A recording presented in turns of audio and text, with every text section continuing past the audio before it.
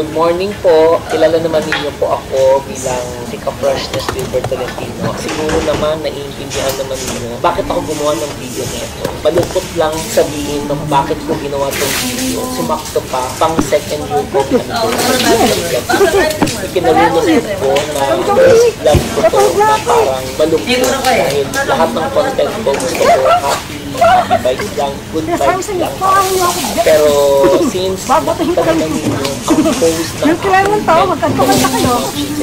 ang daming mga audience, fans, series, mga ka-freshness, mga nagmamalasakit at sasaya sa akin at maraming nagpatag yung masakit para sa akin ang pinost mo at pinabayaan na i-fiesta ang pangalan namin at lahat kami dahil gusto ko lang klaro ang mga nandito sa akin. Napanood ko ang YouTube man o kilalang sinabi na fame ako mag-50 years old na ako, hindi ko kailangan ng fame na yan dahil well-established ako. Self-made kayo. May social media ko o walang social media sa akin ay mabubuhay ko. So kami, during pandemic, maraming kailangan so bilang isang car owner, gumawa ako ng YouTube channel para edge ko sa ibang tao na meron ako sa akin sa so since Shaz na ay nakachika ko, sabi ko sa akin ang makakailan sa ay si Jomar Dovena. Si Jomar Dovena ang nagpakilala sa akin. During that time, kwento naman sa akin ni Jomar na si Zay na nagpapalap talaga nila. At nag-iipit siya, kaya ginawa ko ng post ko. So makakaligid lang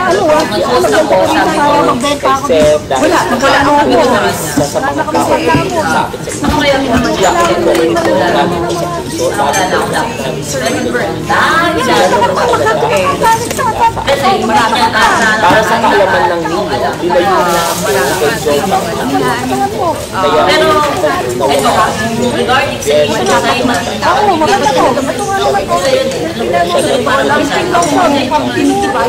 sa so, nag-during na po, every content sa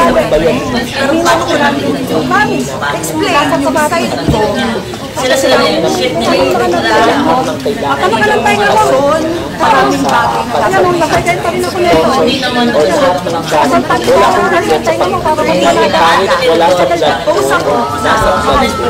Okay lang. hindi ko nasa tayo Hindi nga naman ko.